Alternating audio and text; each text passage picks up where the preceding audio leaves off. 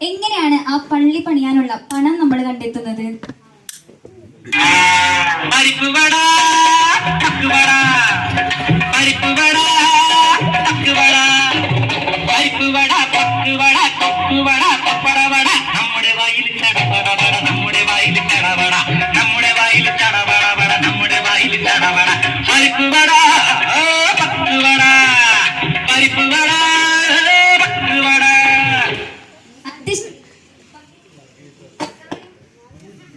പക്കവടയും മറ്റു പലഹാരങ്ങളും വിറ്റാണല്ലേ നിങ്ങൾ പള്ളി പണിയുന്നത്?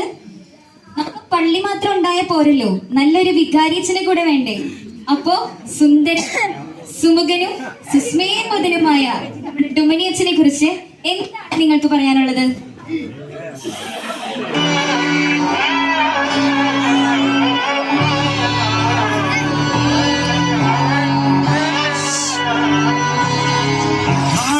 മകനെ പൊന്മകനെ മുതായവനെ ഇന്നും സൂര്യനും ചന്ദ്രനും മുതായവനെ കാലം കാത്ത് വച്ച രക്ഷകനെ സുഭാരകനെ കണ്ണനായി വന്നവനെ.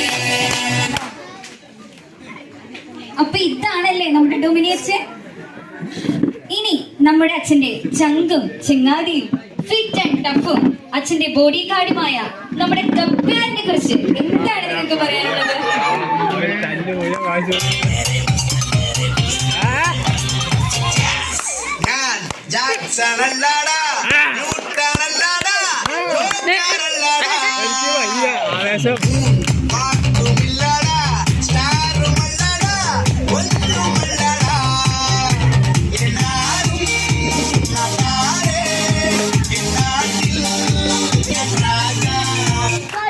കപ്പ്യാനെ പൊളിച്ച് എന്ത് തന്നെ ആയാലും നമ്മുടെ ഇടവകയെ കുറിച്ചും അച്ഛനെ കുറിച്ചും നമ്മൾ സന്തുഷ്ടരാണ്.